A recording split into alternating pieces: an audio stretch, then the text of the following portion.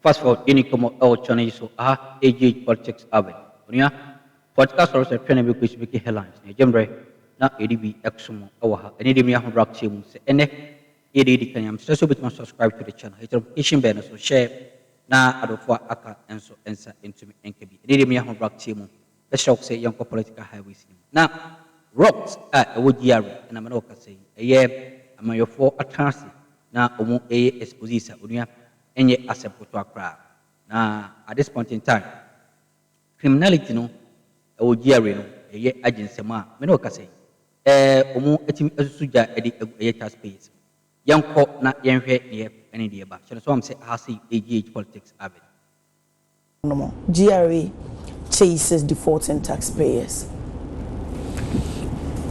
Abena medasi bebre na eme say oman no ayetimu no ya yese tax tua ye din pa ya dia yempe tax tua. We simply do not like to pay taxes. Now so ye pay at the papa o mining ye pay hospitals, ye pay schools, ye pay akwanya papa.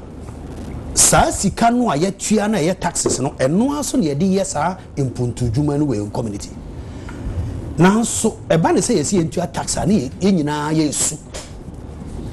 De ya reho kakra ne say wo supermarket ana say wo shop na tax no da seminar ana say esichire ana say emu ana say pepsodent na nipa na ba beto no nipa no to wi a o 2.5 bia so what say sika no e de ma ban na waton ade na be 6 months or 3 months or 4 months na sika no e tax no e si wuti e de koma ban no nipa ko no nyei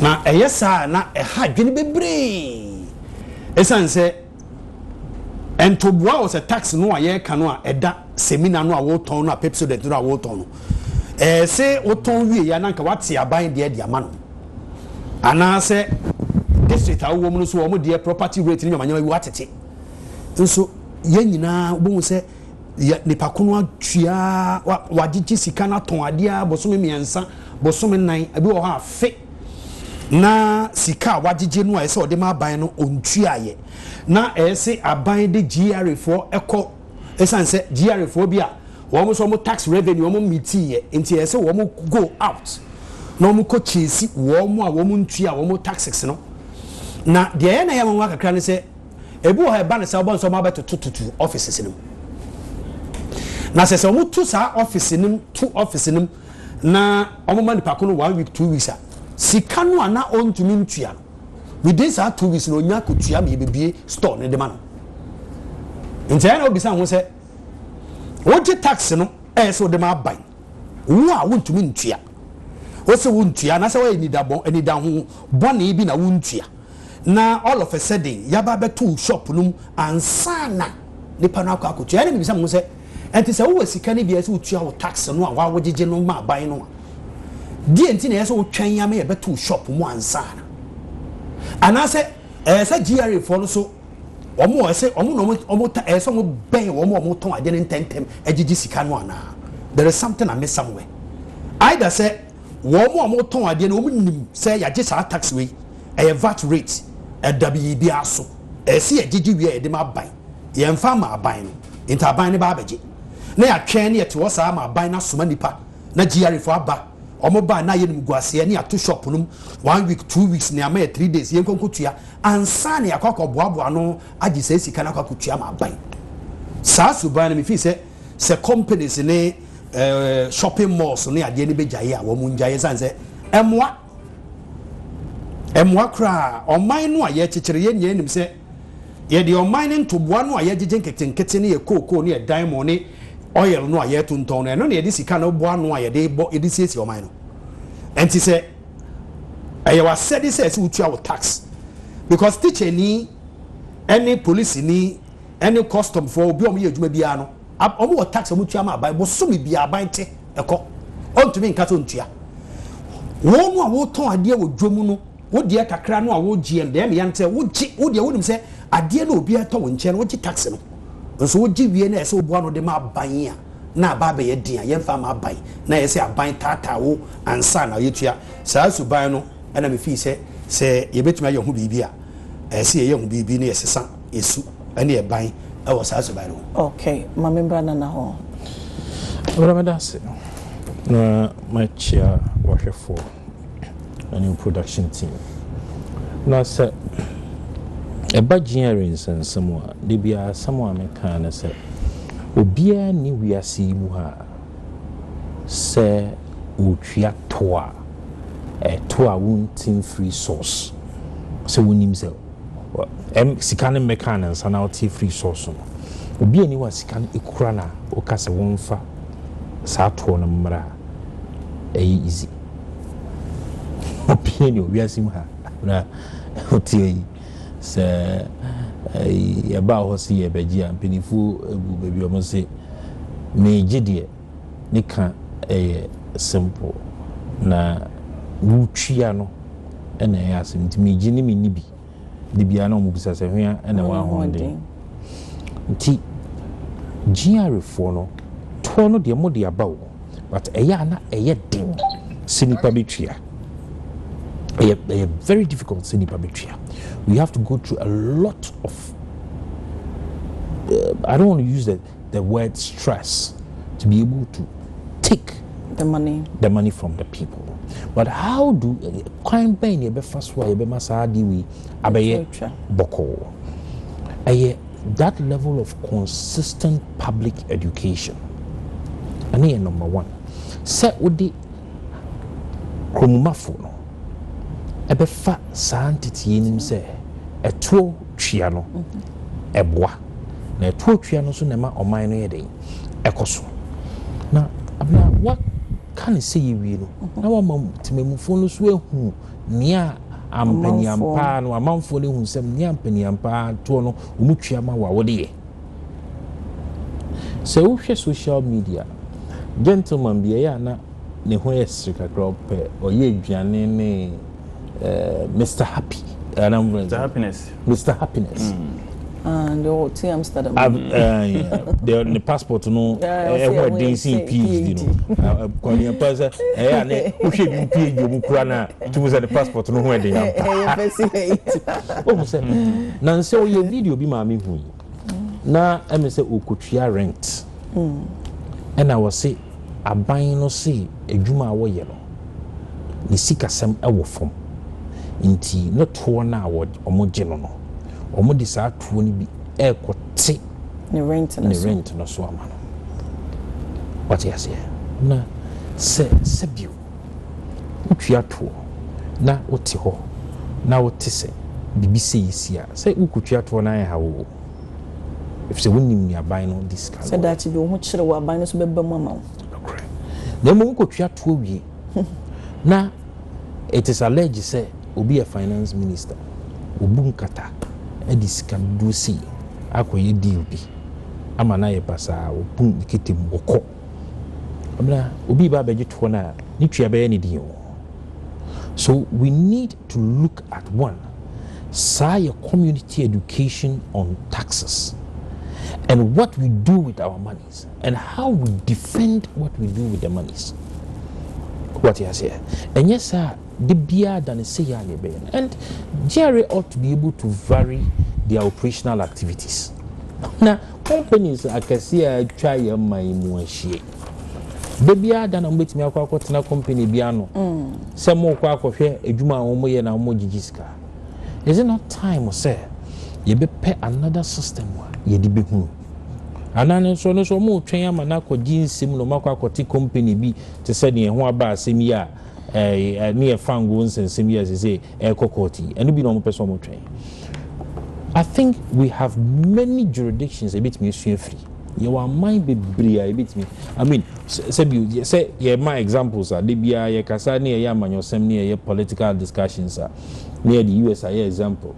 Na ye the UK are example, near the Switzerland are example. Near Inti DNA si hu kwan se ebekọ akọhwe their practical solutions to the payment of taxes. We need to be able to sit around the table. Because when One a one year abanye juma, and now mo ye a juma taxes no ye tria at source to say the na the leaking. Oh ye juma wahi. Omu tax omo wo. But unyano miensa and naya omo ton nyoma wojum. And that's omo ye omo ankran juma no. Here ntene at source. Ono ne kono akutria. Is it not time we find a way? Nyoma no wo de ba ye behunu. Wo ton ye behunu. Na ya pekwan bi so a sika no kura no no. Ye betimi apekwan bi sini ye de age. I think we ought to be able to be innovative. GRA omatno mo da mo ache. Me hunu say bia bibi oma ye bibi stronko from apart from the oma ye bibi stronko dia minim. Nti ye de oma kotna ho no. E wo so mo hunu say e wo so motimi ye very innovative. Wonim bibi. Me de ma sam no ba you know. Say wo hwe sika ye lose through leakages. I was system no more. Addo so sin sika yemfa say omo gada no bebre 3 billion annually. Me nyankan ye grant me 3 billion for Edibaye. That was last week here. Just look at this. Now the fiscal ekokwa. Ntinka ye private business. We are sure some company for mother GRA no because your mom private business because you very innovative. MP kwa bi so block is leakages ni ya. And so here can they say component can GRA and we are limiting it to so other aspects ni na and omo yes analysis on biocas leakages are air coordinate waste ni ade kwa. How are we able to deal with the matter? Where your pot? And comfort me ko yi nyoma ba system ni beton abara no muntwia. Oko Kotoka International Airport. Obi o hodo mo a wo ba. Phone na be. So ba ko mienu bi na oba be use dia. Yenim se Ghana obi timi kra phones be 3 4 e normal. Na bag ba ko na bia phones be 10 40 na egu. No aka chiro so oba be use. Den boni be na Ghana. Omo betena hoso a mo ni akro de pie. This is some of the leakages. Oni akro de beko. Oh, bra ye better so ama. Amama Kaira when you baby ko atamils. In the time and as Algerians and some be by na omoka red, green, these are still in the system. How do we deal with these matters? How do we go about it? Okay. And I believe that one of the institutions are omaketria kra ye. Anke ni senka sanyo mano koso kra. Yeah, sure. Say GRA is one of the most enviable organizations when it comes to salaries. You say, all the companies bear 5, but what is here who friend new graduates on Brabontina can say you are better person, yeah, but just a person called GRA. What you say? So they should be able to do better. And more targets, no. The last time I think some months ago, new Director General or take you over no. Mr. T one of the on the networks. You see, sa omo targeter, omo understate na omo achieve no ma babontia be party no ma omo ma nkasa omo ho omo bomo ho abaso no metwa ye friend say commission say then ama omo ho dia toto omo kwetwa so no. We need to deal with the matter. What you say? Say ye fa informal sector ni nyina. Ye nim the number of informal sector jobs I work Ghana. Ye nim omunim na se omu kan nyina bom na so omu average taxes anke omu nya efiri omu hwa does it meet the targets they set for themselves? Because omu nim omu ye aban adwuma omu nim omu ye ankrankra adwuma omu twa na direct and omu nim won so a omu ye adwuma omu ankasa e wo so omu ankasa omu betwa omu to ema won. Nti question mi busa ne say so omo kan nyina bom no mo average omo targeter as an organization omo tenase board ko tenase management tenase no mo setting ma omo ho no omo timi achieve ebu won kra wi anu nkwa yeye no mo achieve no mo bosi doesn't meet it. Now we need to be able to go beyond what they are doing now. Okay. No. Me that's coffee. Yo, gracias. Say we dey nkomo ehia pa because on my BI development no e hinge on collection of taxes, revenue mobilization. You can fiscal policy e nema mi no. Kwan ya fa so ejeje eto na afi kwan ya fa so edi sika na ya jeje no.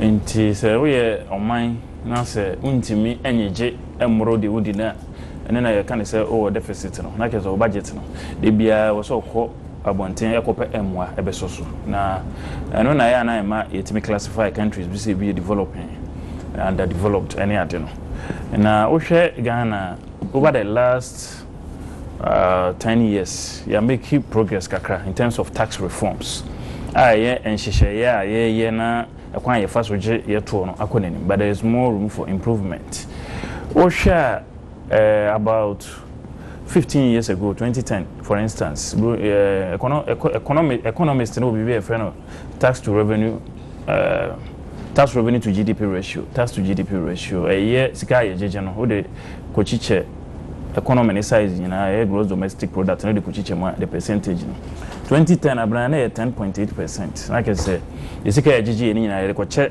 economy size in 10%. 2011 11 2012 12 2013 11 until we share like I say around 10 11 12 2016 equal 13 2017 kakrabetoso 13.4 2018 13.7 up to 2021 about 14 like I say froba they say yanenam 14+% from 22 23 2024 like I say share e pejam kakra na mejidi se enka ohwe kran ka mpejemu no ebe chense but economy no grow na o GDP no so kese nti denominator na odi ko chichemu ne so a eno so no ema ayi no ekọ esoro nti na kese se o yire homa esoro de no eba fom abna from 2020 enya revenue of 45 billion eto ayigigi nyina 2021 about 57 2022 75 ye free power 2024 no na free 45 in 2020 number 153 billion over 230% increment of revenue mobilization. Like I said, there is an upward trajectory in the revenue mobilization. Now, the TNS at one, they be a cool school from right from secondary school, broaden the tax net. And so, yeah, implementation are difficult. Adiabakwa, Yesika semono tax collection akosoro ratio amakeka any scale jeje na akosoro ba ko tax reforms the last government na the buy digitalization the jitum se abefo kwan afaso abawi ase amani em ekosonto yenso yemfa because we asem obi ani ho a wan use systems and check na obaka se ono do oba betua to abroche ni developed countries omo tax to GDP ratio enenam 30% na ade nyina no systems and omo deje. It is said your kind say between I migrate from your current 14%, which is just around the West African average. Africa average, 16%. Like I said, over Africa we are below the average. Lower middle income economies are your GDP no follow within. Out of 22 lower middle income economies, tax to GDP revenue and a total 16. Like I said, you have both rich and you bench no chance at the winning. Ndo ratios we nyina na kese de agegen ewo fom pa ayi eni na ya na tambia government after government e pese we introduce indirect taxes no de o koto de to so ne ade te say 11 no ya de buy no ya ban buy o ma yi bi afrim na nso e bia de o ma yi frim no na de so mo de ko hyem no enya mai nti media review kra na mete say wan hwa tax to GDP ratio is set for your home this year. No? We may not be able to meet it because of some of the revenue handles na ye free money. And it's a year where we may do lower than what we did even last year. And what is the alternative? Alternative is to expand the base, the tax net. Now, artisans, informal sector, the digitization, net na akọchire omunyina ati say nyame adom ya Ghana card obia wo this unique primary identifier economy side develop nyina sa na mo start here. That is the basic building block of every economy where boni na de bechew untua tax na de bechew say o health insurance 70% na de bechew they say ya integrate Ghana card with DVL SNET any other databases GRA for so integrate e dey tax identification number 10 the akane say you be build on current system no na make sure say you won money database ehun adwuma obiara ye ehun obiara estimated income and I say the profit awonya it is any pana yan krankran adwumadi ene odi na say yenim say afe so otua tax 7,000 Ghana cedis because autonomy ama yabubrucha na Canadian market na say mahia the system will flag it and digital address I link to the Ghana card system that is the only way we can improve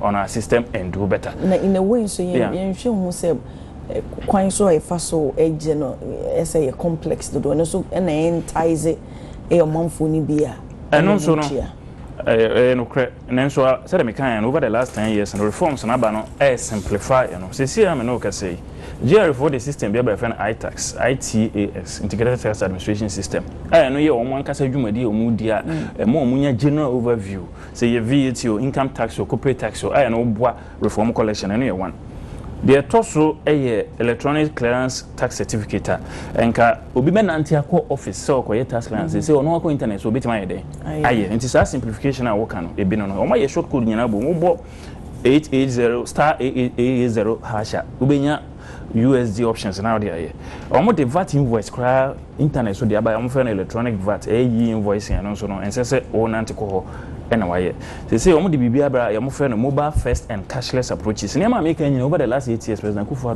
ben so e buy they say GRA for mo nyiska bim either so bako banka kutu and so do mobile money and answer with Ghana.gov platform no GRA for any betua eti o kan o manual report na omo be ka kire say yes digital reforms na omo dey aban because a time bia no human factor woman and no timi say niam we be bribe obu ha na ni be ha so bako akwaje it is a build on sa foundation a yale no ya build sa systems way yenwe is say the next step is on deploy AI any data analytics we en sama hodo team course watch na so am not so jemre o ha da sene so body e dia adum ye ne ye be san abawre